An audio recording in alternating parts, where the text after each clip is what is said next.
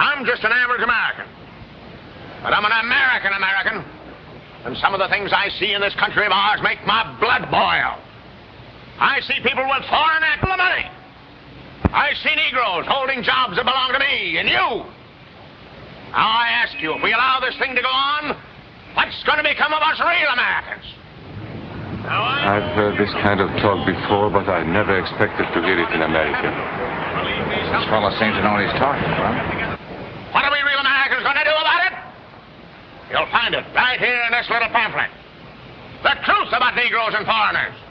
The truth about the Catholic Church. Do you believe in that kind of talk? I don't know, makes pretty good sense to me. And I tell you, friends, we'll never be able to call this country our own until it's a country without. Without what? Yeah, without what? Without Negroes. Without alien foreigners. Without Catholics. Without Freemasons.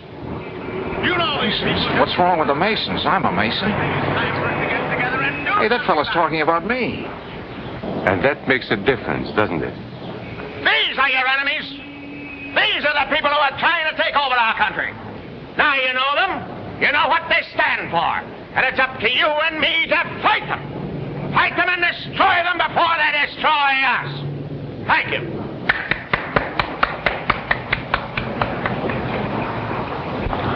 Before he said Masons, you were ready to agree with him. Well, yes, but he was talking about...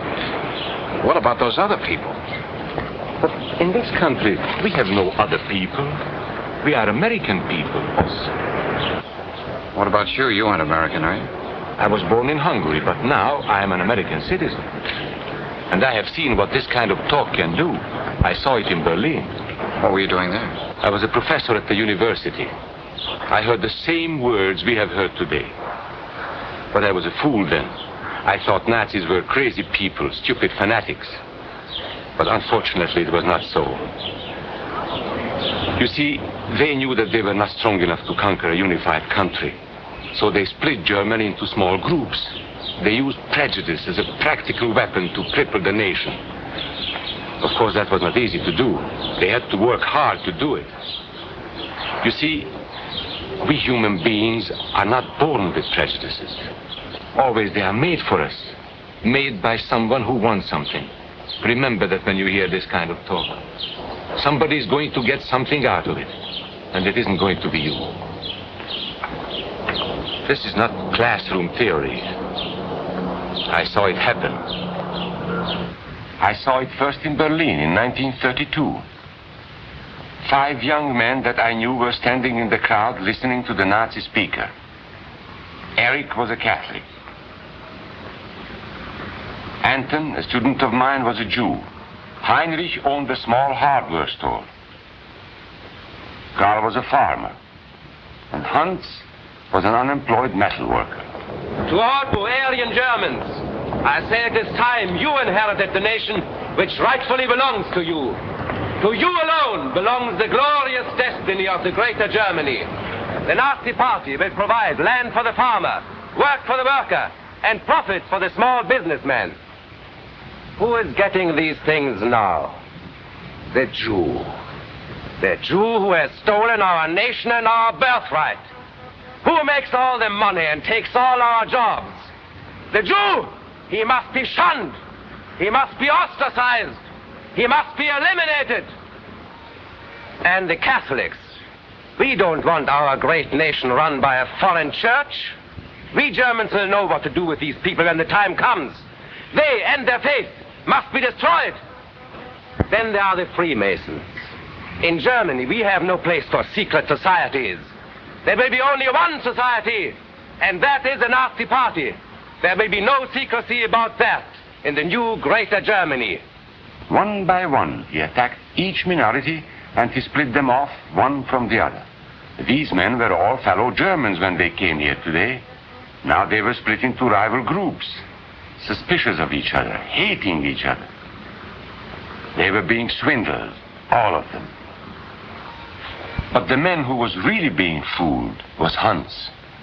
He was pure German, according to Nazi standards. To him they promised everything, and he fell for it.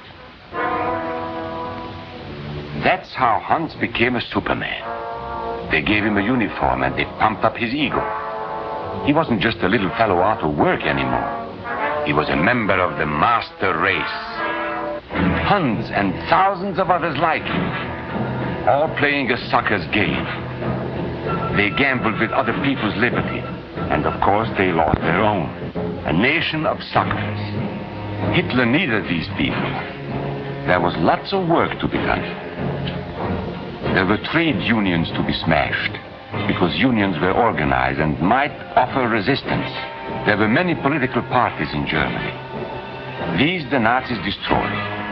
They were determined to smash every organization where people might band together and resist them. There were Jews to be beaten and killed. The Jews were not powerful, but they were a convenient excuse for all the nation's ills. And besides, a Nazi party member could not take over this man's store. Hundreds of Catholics were put in jail, because the Catholic Church had strength and could resist the Nazi drive for power. They had split the nation into 100 pieces, and then one by one, they had destroyed the pieces. Over these broken pieces, the Nazis rode into power. One party, one nation, one religion. These men had won their struggle for power. They now ruled all of Germany. But still they had trouble with their oldest and most persistent enemy, the truth. They found that truth does not die easily, and so they decided to abolish truth. One great source of truth is literature, so they burned books, 20 million of them. Many great men in Germany who were spokesmen for truth were jailed or driven from their country. Teachers, writers, scientists. Education was discouraged. In 5 years, college attendance dropped 53%. It was forbidden to listen to a British radio program or read an American newspaper. In Nazi Germany, you had to get your information from Dr. Goebbels. He knew what was best for you. The church was one force in Germany still strong enough to proclaim the truth in public. This Catholic priest was arrested the following day on charges of immorality. The Protestant church also continued to try and fight for truth. The Nazis put this man in a concentration camp. There were others who spoke for truth, and I am proud to say that educators were among them. And what, may I ask, is an Aryan?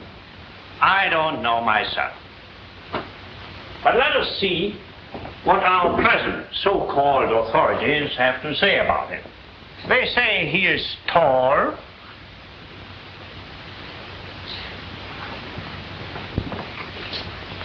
slender,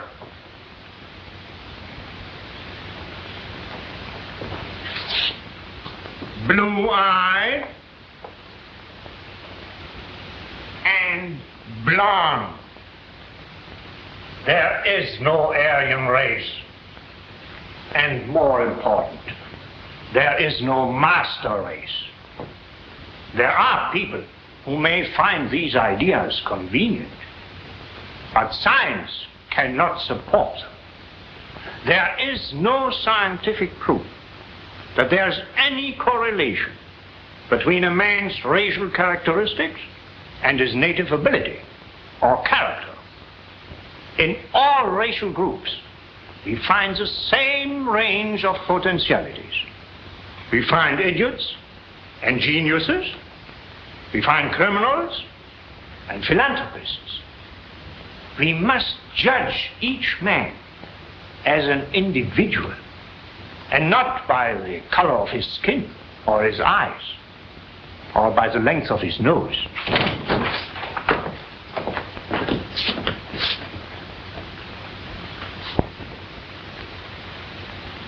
Come in, gentlemen. It's comfortable. And remember that there is no master race. That is a scientific truth. Anyone who tells you otherwise is lying.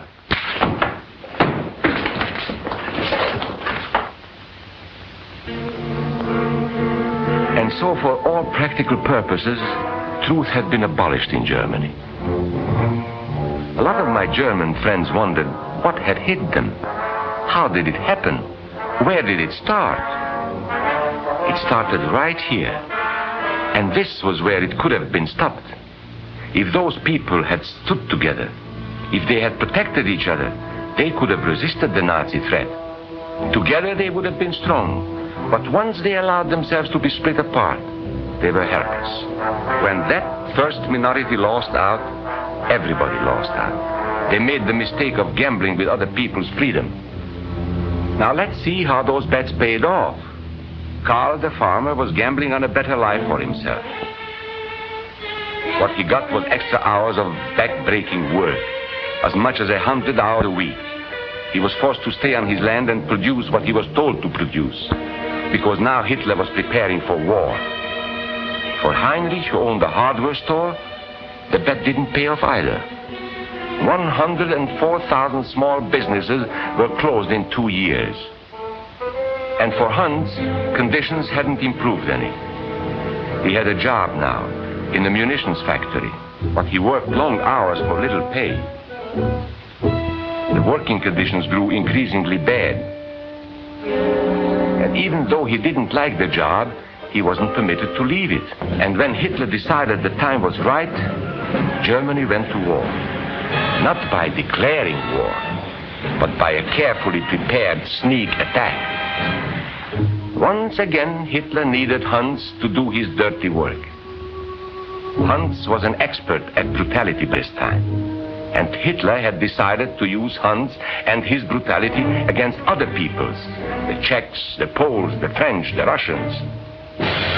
But in the crucial test of war, Hitler's race theories didn't pay off. His pure-blooded supermen were defeated by the mongrel armies he despised, by the British of El Alamein,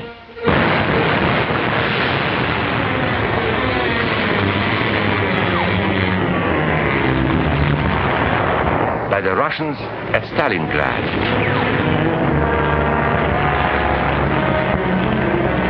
then on D-Day by American soldiers of every color and religion, who smashed across the Normandy beaches and drove on through to the heart of Germany.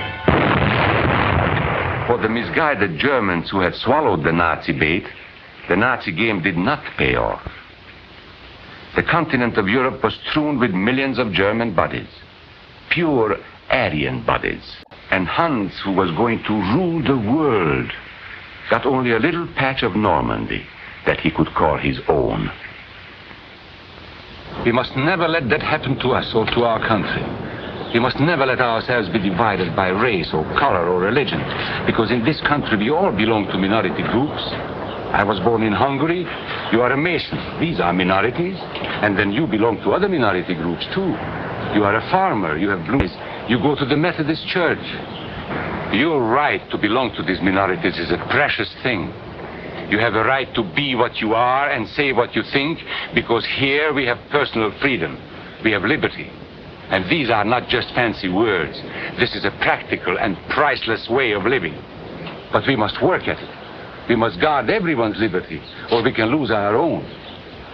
If we allow any minority to lose its freedom by persecution or by prejudice, we are threatening our own freedom. And this is not simply an idea. This is good, hard common sense. You see, here in America is not a question whether we tolerate minorities. America is minorities. And that means you and me.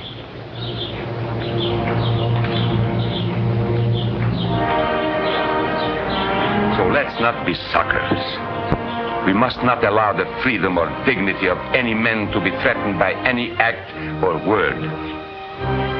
Let's be selfish about it. Let's forget about we and they.